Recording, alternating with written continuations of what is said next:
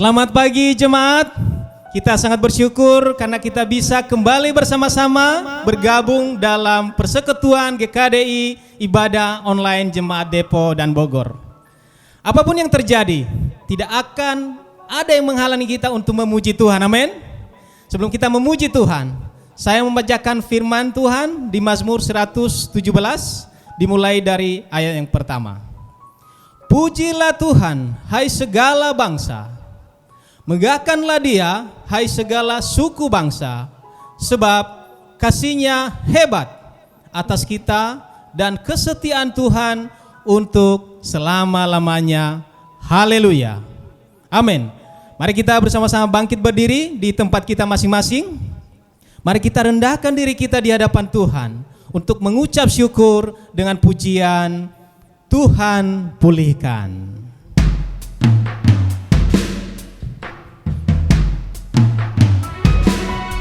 Biarlah Tuhan yang mengembalikan keadaan bangsa kita,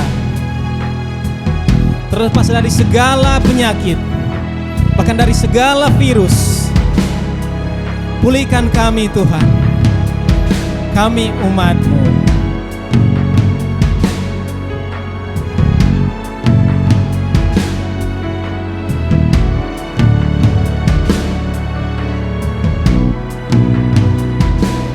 Kami umat-Mu rendahkan diri, sujud dan berdoa, mencari wajah-Mu, berpaling dari jalan kami yang jahat. Oleh anugerah-Mu ampunilah. Hanya oleh anugerah-Mu Tuhan. Oleh anugerah-Mu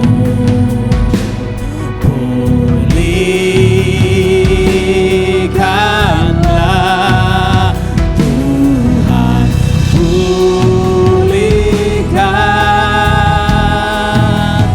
Bapa, pulihkan. Kembalikan bangsa kami Tuhan. Kembalikan bangsa kami kepadamu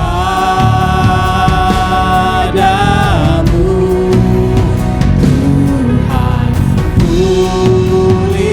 pulihkan, ampunilah bangsa kami Dan pulihkan kembali negeri kami. Sekali lagi saya mau ajak jemaat katakan Tuhan pulihkan.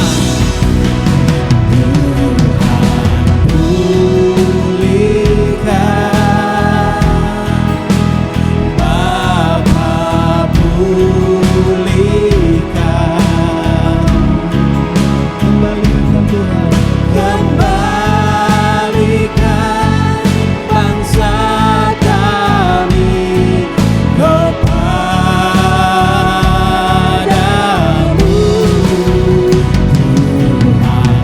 Tuhan, pulihkan, ampunilah bangsa kami Dan pulihkan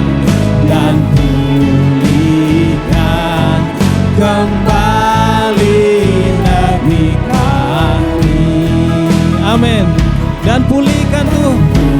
Pulihkan kembali negeri kami. Amin. Mari kita ambil tempat duduk kita masing-masing. Mari kita siapkan hati kita mendengarkan firman Tuhan yang dibawakan oleh Bapak Pendeta Daniel. Terima kasih. Selamat pagi jemaat. Kami bersyukur pada pagi hari ini kita bisa berkumpul sebagai satu keluarga Jemaat Depok dan juga Bogor. Dan kita mau bersama-sama mendengarkan firman Tuhan. Dan sebelum kita memulai dan kita mau mendengarkan firman Tuhan, mari kita bersatu dalam doa. Tuhan yang baik, kami bersyukur kalau Engkau adalah Tuhan yang terus menjaga hidup kami. Kami bersyukur bahwa Engkau adalah Tuhan yang terus kami bisa sembah hanya dalam satu nama Tuhan. Dan kami bersyukur Tuhan kalau dalam hidup kami di masa-masa pandemik ini kami masih terus bisa melihat segala kebaikan-Mu.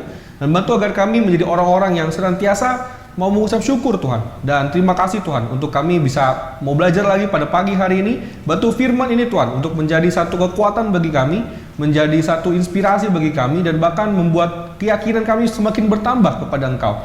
Terima kasih Bapa, sertai agar Engkau yang terus bisa menjaga hidup kami, dan bahkan juga Tuhan menjadi hanya satu-satunya Tuhan di dalam hidup kami. Terima kasih Bapa, di dalam Yesus kami berdoa dan mengucap syukur. Amin. Sangat bersyukur pada pagi hari ini kita mau sama-sama mendengarkan firman Tuhan. Namun sebelumnya saya mau kasih apresiasi kepada Song Ministry, kepada semua yang sudah membuat ibadah kita lebih baik, dan bahkan kita bisa memuji Tuhan secara bersama-sama, mendengarkan firman Tuhan di YouTube maupun nanti kita bisa komuni di Zoom. Dan kita sangat bersyukur buat semua yang terlibat. Kita sangat apresiasi semua bisa memberikan hati yang terbaik. Hari ini kita akan belajar dari tema One Master, ya, devoted to one Master. Saya ambil judul pada pagi hari ini adalah Who is your Master? Siapa Tuhan kita? Dan berharap bahwa Tuhan kita hanya satu, yaitu Yesus Kristus itu sendiri. Kita akan belajar bersama-sama di mana di bulan ini kita sudah belajar sampai kepada serving, sacrifice, dan juga tentang submit yang hari ini saya akan bahas kepada kita pada pagi hari ini, ya. Kalau kita baca dengan tema di Matius 6 ayat 24 tentang mengabdi kepada dua Tuhan, maka kita akan sampai kepada khotbah Yesus di bukit, yaitu di Matius 5 sampai 7 itu berbicara tentang bagaimana Yesus berkhotbah kepada murid-muridnya di bukit. Kita tahu bahwa ini adalah pengajaran dari Yesus yang berbeda dengan ajaran dari dunia, atau paradoks dengan apa yang diajarkan dunia. Dia katakan berbahagia orang-orang yang haus dan lapar, dan bahkan orang-orang yang miskin di hadapan Allah. Ini suatu hal yang berbeda, karena kalau kita lihat dari konteks dunia, seorang yang miskin biasanya adalah orang-orang yang mungkin sedih, tapi Tuhan bilang berbahagia. Nah, kita akan sama-sama melihat kalau kita baca dari Matius 5 sampai 7 tentang khotbah Yesus di bukit. Ini adalah pengajaran yang begitu menarik karena berbeda dengan apa yang diajarkan oleh dunia. Bahkan ditutup ekspektasi Yesus dari khotbah di bukit ini, yaitu tentang mendengar dan melakukan firman. Yang berbahagia adalah orang yang benar-benar mau mendengar firman Tuhan dan melakukannya. So, hari ini kita akan belajar tentang Matius 6 ayat 24. Tak seorang pun dapat mengabdi kepada dua Tuhan, karena jika demikian ia akan membenci yang seorang dan mengasihi yang lain, atau ia akan setia kepada yang seorang dan tidak mengindahkan yang lain. Kamu tidak dapat mengabdi kepada Allah dan kepada Mamon. Ini adalah sebuah paradoks dari pengajaran Yesus, di mana kita diminta untuk kita punya pilihan dalam hidup kita. Apakah kita mau mengabdi kepada Allah atau kita mau mengabdi kepada Mamon? Kita percaya bahwa kita harus memilih satu Tuhan dan tidak bisa dua. Karena kalau dua pasti akan menjadi satu kekacauan di dalam hidup kita, atau kita menjadi bingung, kita malah menjadi pusing untuk memilih, dan bahkan kita tidak punya damai sejahtera di dalam hati kita. Mamon itu sendiri adalah diambil dari kata Yunani mamona, yang artinya hal-hal yang bersifat materialisme, kekayaan, dewa keserakahan. Dan inilah yang kita mau menjaga hidup kita tidak terjebak di dalam mamon. Tuhan tidak minta kita untuk menjadi miskin, dan Tuhan juga tidak anti kita punya uang. Tetapi kita jangan sampai terjebak dengan kekayaan, materialisme, yang akhirnya kita menjadikan mamon ini adalah Tuhan di dalam hidup kita. Dan kita mau sama-sama mengecek apa indikator yang membuat kita benar-benar apakah kita mengabdi kepada Tuhan atau kita mengabdi kepada mamon itu sendiri. Kita percaya bahwa ini adalah pilihan yang sulit, apalagi kalau kita melihat sekarang situasi corona, dampak ekonomi, dampak sosial, semua seperti terimpact, dan bisa saja kita kehilangan fokus kita untuk kita memilih antara Tuhan atau Mammon. Mari kita lihat indikator yang pertama. Indikator yang pertama untuk kita melihat apakah kita sedang tertarik kepada Mammon atau kepada Tuhan, kita bisa lihat dari hati kita. Saya percaya hati sangat penting. Ya, kalau hati sudah rusak, maka yang lain juga rusak. Karena hati adalah benar-benar tempat yang paling jujur di dalam hidup kita untuk kita bisa sama-sama memuji Tuhan dan bahkan mengabdi kepada Tuhan. Begitu juga sebaliknya, hati pun juga bisa mengabdi kepada Mammon kalau kita punya hati yang salah di dalam mengambil keputusan. Di Matius 6, 19-21 dikatakan, janganlah kamu mengumpulkan harta di bumi ngengat dan karat merusakkannya, dan pencuri membongkar serta mencurinya. Tetapi kumpulkanlah bagimu harta di sorga ngengat dan karat tidak merusakkannya, dan pencuri tidak membongkar serta mencurinya. Karena di mana hartamu berada, di situ juga hatimu berada. Ini pesan yang sangat simpel dan bahkan ini pilihan yang boleh dikatakan gampang-gampang susah, ya. Yaitu dibilang apakah kita mau mengumpulkan harta di bumi atau harta di sorga. Tapi kalau kita baca secara detail, mungkin kita bisa memilihnya secara cepat. Ya udah, saya pilih harta di sorga. Kenapa? Karena tidak ada pencuri atau orang yang akan membongkarnya. Tetapi kalau kita memilih harta di dunia, dibilang ini gampang dicuri. Ya, kita akan secara cepat akan memilih, saya akan memilih harta yang di sorga. Tapi pertanyaannya adalah, apakah benar di dalam hati kita memilih harta di sorga? Atau kita masih terjebak dengan harta yang ada di bumi? Harta di bumi bisa berupa uang, investasi, atau hal-hal yang bersifat materi. Sekali lagi, Tuhan tidak anti dengan itu, tapi kalau kita menjadi cinta kepada uang itu sendiri, maka bisa jadi kita sedang terjebak kepada Mammon. Bahkan hal ekstrimnya adalah kalau kita memilih kedua-duanya. Saya bisa memilih dua-duanya, di mana hati saya mau saya tempatkan di Mammon dan juga di Tuhan. Tapi ini juga akan menjadi resiko di mana kita akan menjadi seperti ahli Taurat dan orang Farisi. Dikatakan di Matius 6, 1-2. Matius 6 ayat 5 dan Matius 6 ayat 16. Dikatakan, jangan kita menjadi munafik.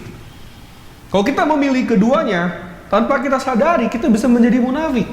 Kita bisa datang ke gereja, tapi kita juga secara hati tidak mengabdi kepada Tuhan.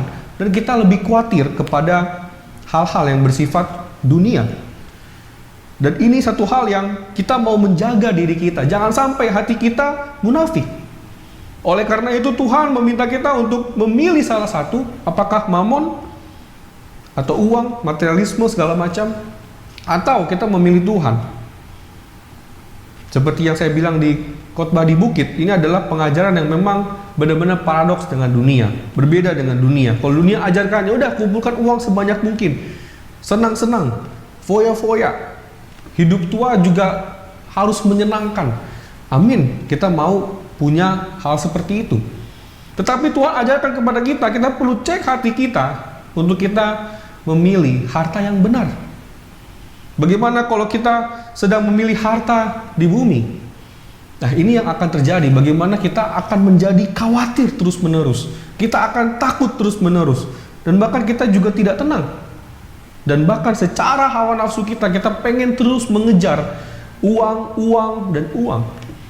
Sampai capek, sampai kita bahkan bisa lupa dengan keluarga di rumah, dengan diri sendiri, hanya karena mau mengumpulkan harta di bumi. Yang di sini dibilang sifatnya sementara. Bapak Ibu, saya mau mengajak kita untuk melihat kembali hati kita. Apakah hati kita berada kepada harta di sorga, yaitu Tuhan itu sendiri, atau harta di bumi, atau Mammon? Ini pilihan dalam hidup kita.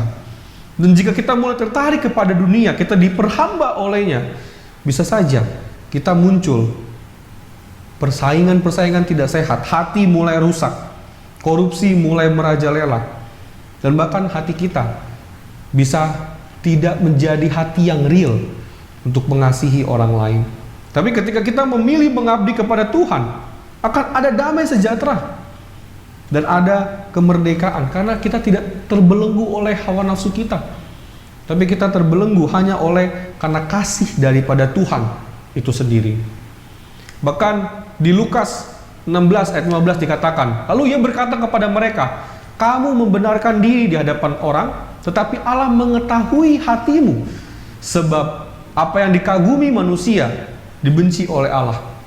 Ini juga konteksnya sama seperti di buku Matius, di mana Yesus sedang menegur orang-orang Farisi di sana ketika Yesus mengajarkan tentang jangan cinta kepada mamon atau uang atau harta. Sementara orang Farisi menolak perkataan itu dan dia mencoba melawan dari Yesus itu sendiri. Tapi Yesus berkata, kamu membenarkan diri di hadapan orang, tetapi Allah mengetahui hati. Bapak, Ibu, Saudara-saudari, Tuhan mengetahui hati kita. That's why kita perlu jujur dengan hati kita. Kita perlu tahu hati kita sekarang berada di mana. Apakah kita sedang berada hati kita di kekaguman manusia, yaitu apa? Uang, harta di bumi. Kita nggak bisa memungkiri ya bahwa kita suka uang, ya. Bahkan kita suka berkata bahwa kalau nggak ada uang kan kita nggak bisa makan, nggak ada uang kan kita nggak bisa hidup. Betul. Tetapi kita jangan sampai jatuh cinta kepadanya, kita menyerahkan semua hidup kita kepada uang, yang akhirnya pada kekaguman dunia yang kita kejar. Dan Tuhan bilang di sini, hal itu dibenci oleh Allah. Mari sama-sama kita jangan terjebak hati kita hanya memuaskan apa yang ada di hati kita, yaitu mencintai uang. Tapi mari kita memilih, Bapak, Ibu, Saudara-saudari, untuk hati kita terkagum kepada Tuhan. Saya bangga dengan masa-masa corona seperti ini tidak menghalangi hati kita ya untuk kita bisa mengasihi Tuhan dan mengasihi satu dengan yang lain. Saya bangga ketika masa-masa corona ini kita masih terus memberi, kita masih terus mengencourage, menyemangat satu dengan yang lain jemaat. Mungkin yang lagi kesusahan, yang lagi dalam kondisi ekonomi yang tidak gampang, dan kita masih terus punya hati yang memberi. Saya begitu bangga untuk melihat jemaat di Bogor maupun di Depok, kita bisa menyerahkan hidup kita dan kita mau memberikan hati kita kepada Tuhan. Tapi ini belum berakhir. Apa indikator berikutnya? Ketika kita sudah mengetahui hati kita kepada Tuhan atau mamon. Nah ini, apakah hati kita sedang terjebak ketika dibongkar, ketika dibuka, hati kita penuh dengan niat kita kepada uang, atau kita sedang terjebak di dalamnya?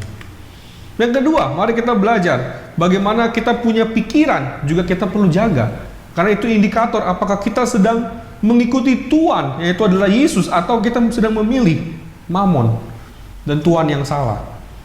Matius 6 ayat 20-23 dikatakan, mata adalah pelita tubuh, jika matamu baik, teranglah seluruh tubuhmu. Jika matamu jahat, gelaplah seluruh tubuhmu. Jadi jika terang yang ada padamu gelap, betapa gelapnya kegelapan itu. Kita tahu mata adalah menggambarkan apa yang kita lihat, mempengaruhi cara berpikir kita, dan bahkan dari situlah mulai terbentuk pola pikir atau mindset. Dikatakan kalau kita punya mata yang jahat, maka jahat semua, jadi gelap semua. Tapi kalau terang, maka menjadi terang. Dan menariknya adalah Tuhan dibilang bahwa pada dasarnya Tuhan menciptakan mata kita untuk kita bisa berpikir dan punya pola pikir itu baik adanya. Tidak ada yang salah dengan itu, tetapi kita juga mengetahui bahwa setiap hari kita juga dikonsumsi dengan hal-hal dari dunia, di sosial media, dari teman-teman kita. Dan ini bisa membuat kita menjadi kehilangan kebenaran di dalam pola pikir kita. Karena kita melihat hal-hal yang ada di dunia, kita bisa tertarik ke sana. Dalam konteks tadi kita bicara tentang Tuhan dan mamon, kita bisa karena kita melihat, wah ini orang kaya, ini orang sukses, saya mau seperti dia. Tapi karena mata kita jahat, pola pikir kita menjadi jahat, kita akhirnya menggunakan segala cara untuk kita bisa menjadi kaya, dan kita akhirnya sedang tertarik dengan mamon tanpa kita sadari. Atau kita lihat, kok ini orang kaya dari lahir, saya mau juga seperti itu. Kok dia bisa sukses tapi tidak bertuhan, saya mau jadi seperti itu. Akhirnya kita terjebak di sana. Dan bahkan dikatakan jika terang yang ada, kita ini terang, Tapi kalau itu menjadi gelap, dibilang betapa gelapnya kegelapan itu. Berbahaya adalah ketika semua itu menjadi gelap. Bahkan kita pernah dengar juga kata-kata gelap mata. Benar, ketika mata kita gelap, pola pikir kita menjadi salah, dan kita bisa gelap mata, atau kita menjadi orang yang akan menggunakan segala cara untuk bisa kaya, untuk bisa punya materialisme yang tinggi, dan akhirnya meninggalkan kebenaran itu sendiri. Sementara Tuhan ingin kita menjadi seorang yang menjadi terang bagi satu dengan yang lain. Pola pikir kita, cara kita berpikir menjadi satu inspirasi buat orang lain. Bahkan di Matius 5, masih konteksnya dengan khotbah di bukit, ayat 14 sampai 16, dibilang bahwa kita adalah garam dan terang dunia. Dan terang itu seharusnya menjadi pengaruh bagi orang lain, pengaruh yang baik, bukan pengaruh yang buruk, bukan pengaruh yang justru membuat kita menjadi jauh dari Tuhan. Dan hari ini kita belajar bagaimana kita memilih Tuhan yang benar, supaya pola pikir kita juga benar, supaya kita tidak memilih kepada yang jahat dan membuat kegelapan makin gelap, dan kita mau terus menjadi terang bagi satu dengan yang lain. Pertanyaannya pada kita hari ini, apakah pikiran kita tertuju pada Kristus? Apakah pikiran kita tertuju kepada kebenaran, hal yang bersifat terang? Atau kita sedang tertuju kepada kegelapan, hal-hal semua yang bersifat materialisme dan akhirnya membuat kita menjadi gelap mata, menjadi jauh dari Tuhan. Bapak, Ibu, Saudara-saudari, apa yang kita pilih hari ini di dalam kita punya cara berpikir? Kita tahu ini nggak gampang ya, untuk punya pola pikir atau cara kita berpikir. Mungkin ada yang sudah terbentuk dari kecil, mungkin ada yang terbentuk juga baru-baru ini. Tapi untuk mengubah pola pikir, kita butuh firman Tuhan. Bro, gimana supaya saya bisa melatih pola pikir saya tetap sehat, mata saya tetap sehat? Hanya dengan firman Tuhan. Tidak ada cara lain untuk kita punya pola pikir yang benar selain daripada firman Tuhan. Kebayang nggak kalau kita punya pola pikir yang benar dari firman Tuhan, lalu kita juga mendapat uang, kita akan mengelolanya dengan baik. Tapi sebaliknya, kalau kita sudah jahat dari awal, lalu kita memegang satu uang, maka kita bisa menggunakan itu untuk hal-hal yang tidak benar. Bapak, Ibu, mari kita sama-sama melihat apa yang ada di dalam pola pikir kita. Apakah pola pikir kita masih terbentuk dengan hal-hal yang jahat, dengan hal-hal yang bahkan tidak memberi pengaruh yang baik satu dengan yang lain? Mari kita sama-sama punya pola pikir yang positif, punya pola pikir yang mengarah kepada Tuhan. Kalau kita masih bingung, kita seek advice, kita minta nasihat. Bro, saya punya pola pikir seperti ini, bagaimana ya? Bro, saya terbentuk seperti ini. Ini bagaimana untuk bisa membantunya?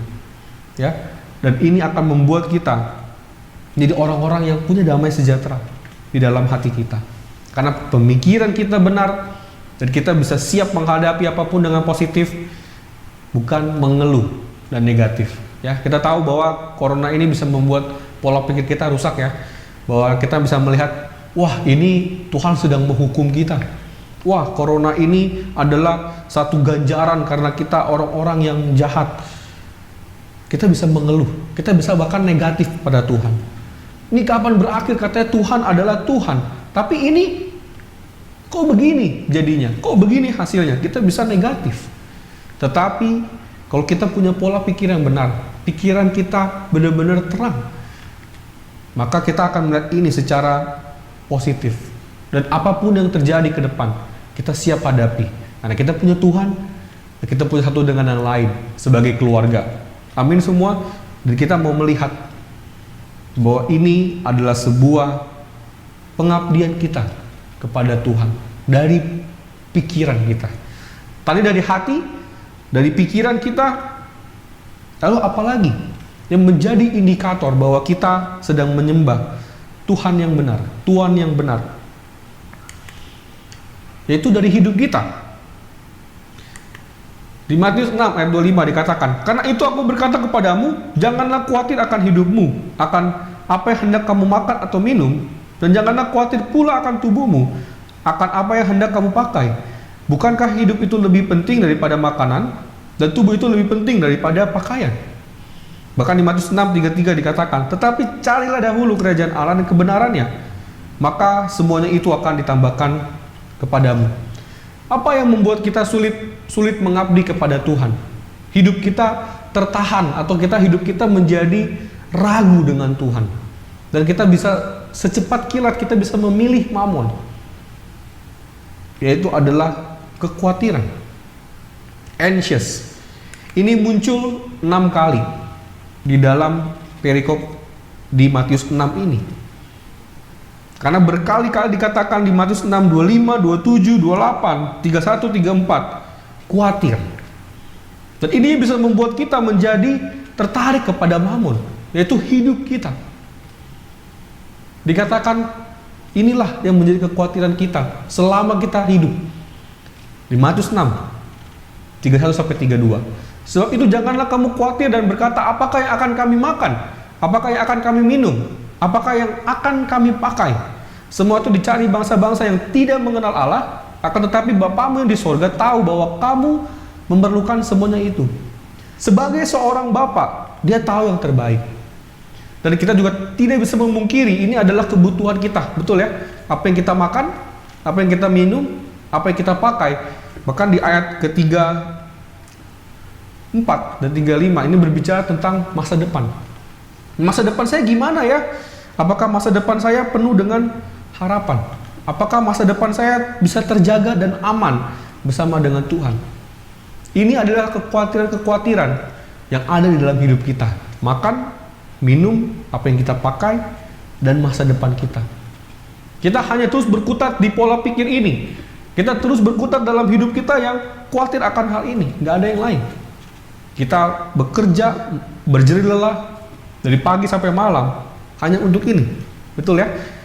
Dan Tuhan katakan, Bapa yang di sorga tahu keperluan ini. So, apa yang kita perlu lakukan?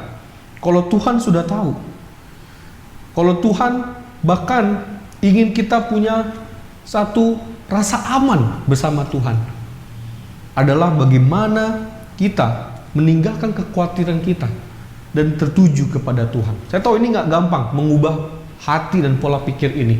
Tetapi jika kita menyerahkan hidup kita kepada Tuhan, dengan kita menggantikan kekhawatiran akan mamon, akan hal-hal yang bersifat jasmani, lalu kita ganti kepada hal yang rohani, yang utama, maka kita akan punya satu rasa aman, damai, sejahtera dalam hidup kita. Dan ini akan membantu kita memilih di dalam hidup kita dengan benar. Ada banyak ya, ketika kita khawatir dengan hidup, kita bisa salah memilih di dalam hidup kita. Kita bisa gelap mata. Kita bisa punya pola pikir yang salah, bahkan hidup yang salah. Dan akhirnya kita bisa mencelakakan orang lain. Kita bisa membuat hidup kita jauh lebih buruk. Hanya gara-gara kita khawatir dengan apa yang kita makan, apa yang kita minum, dan apa yang kita pakai. Tujuan Tuhan membuat kita ada di sini bukan untuk ini, tapi untuk kita bisa dekat dengan Tuhan, untuk kita bisa menyatu dengan Bapa yang di sorga tadi. Sebagai seorang Bapa, Dia mau kita dekat dengan Dia. Dan hal kekhawatiran ini bisa menjauhkan kita dari Tuhan. Ini kita lihat ya, bagaimana ada orang mencuri ya, atau ada korupsi. Ini menarik kejadiannya yang ada mobil ini. Ini adalah kejadian di daerah Bojong, di mana orang mencuri di siang hari. Bahkan begal juga sekarang udah muncul siang hari. Kenapa saya mau kasih tahu fakta ini? Ini menarik karena kita khawatir kita bisa punya pola pikir yang salah, kita bisa punya hidup yang salah. Saya lapar, saya mau gimana lagi? Bahkan ketika dia mencuri, dia tidak perlu waktu siang hari kah, ya, atau lagi kondisi ramai. Yang penting saya bisa mencuri. Kalau kita tahu mencuri dan begal biasanya malam hari, waktu sepi, ya. Ini dia harus meresikokan dirinya. Tapi yang penting saya bisa mencukupkan apa yang saya makan, apa yang saya minum, dan apa yang saya pakai. Dan ini adalah sebuah hal yang menyedihkan. Bagaimana kekhawatiran dunia membuat kita justru malah makin celaka. Kekhawatiran dunia membuat kita justru makin tidak bisa melihat kebaikan Tuhan. Kebayang ya kalau kita melihat hal ini. sebenarnya miris. Kenapa? Karena memang inilah yang dikhawatirkan oleh kita sebagai manusia. Tapi jikalau kita mencari kebenaran Tuhan yang utama, maka secara tidak langsung hati kita dan pikiran kita menjadi sehat. Dengan sehatnya hati dan pikiran kita, itu membantu kita menentukan arah hidup kita lebih baik. Bahkan keputusan-keputusan dalam hidup kita akan memilih lebih baik. Kita bisa mengelola uang kita, kita bisa mengelola hidup kita hanya dengan kita punya satu rasa aman kepada Tuhan, sehingga kita bisa melihat harapan dan kita bisa melihat dan merasakan bahkan menikmati janji Tuhan kalau kita tetap berada di Tuhan yang benar, yaitu Yesus Kristus itu sendiri. So Bapak Ibu, apa yang kita cari hari ini? Apa yang setiap hari membangunkan kita pagi hari, lalu kita cari setiap hari? Apakah masih tentang hal-hal jasmani? Atau kita juga mau mengutamakan hal yang rohani? Itu akan membantu kita untuk kita tidak khawatir, untuk membantu kita terus punya pola pikir dan hati yang benar dalam hidup kita. Dikatakan di sini, jangan sampai mamon atau uang menjadi master. Memang uang itu bisa kita perbudak atau kita perhamba, tapi kalau terbalik, ini yang berbahaya. Dikatakan money is a great slave but a horrible master. Kalau uang yang menjadi master, ini akan menjadi satu hal yang berbahaya bagi hidup kita. Bahkan akan membuat hidup kita menjadi makin sengsara. Kita akan terus dikuasai itu. Semua seolah-olah kurang. Mau cari ini, cari itu, cari ini, cari itu. Dan kita akan capek. Mari kita memilih Tuhan yang benar.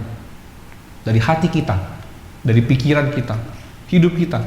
Kita mau mengabdi kepada Tuhan. Dibilang, if I walk with the world, I can't walk with God. Kalau saya berjalan dengan dunia, saya nggak bisa berjalan dengan Tuhan. So, kita pilih hidup kita. Kita mau mengabdi kepada Tuhan atau kepada mamon, kepada Tuhan atau kepada dunia. Itu pilihan dalam hidup kita. Mari kita siapkan hati kita dan kita terus mau berikan yang terbaik kepada Tuhan. Amin. Mari kita bersatu dalam doa.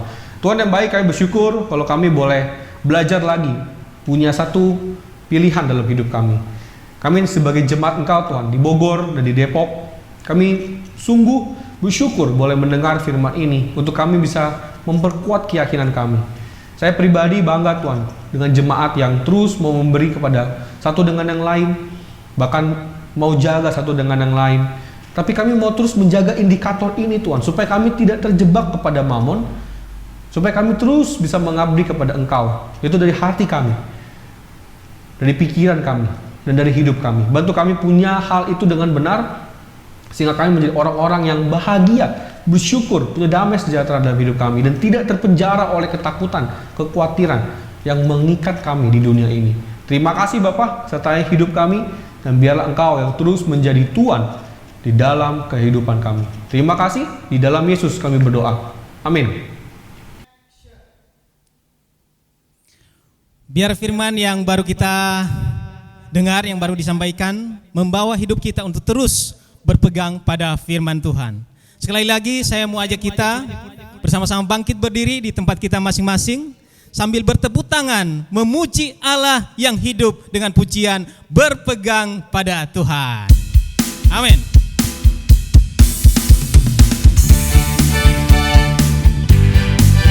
Waktu terus cepat berlalu, dunia dalam kehampaan.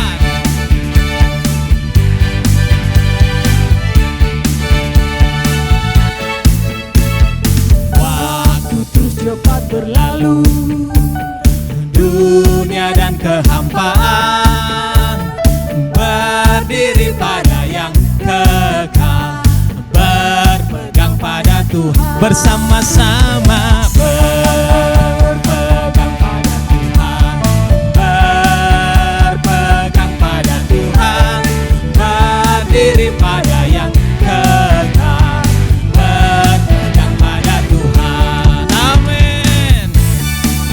Takkan Dia meninggalkan kita, bahkan dalam susah dan senang.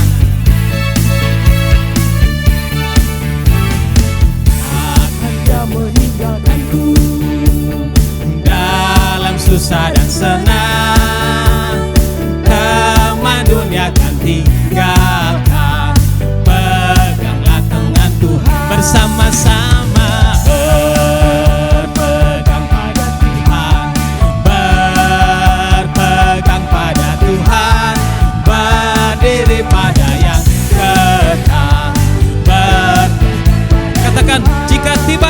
tujuan. Jika tiba di tujuan, Langkah genap tugasmu, terang benderang rumah surga, jiwa suci terlihat bersama-sama, berpegang pada Tuhan, berpegang pada Tuhan, berdiri pada yang kekal, berpegang pada Tuhan,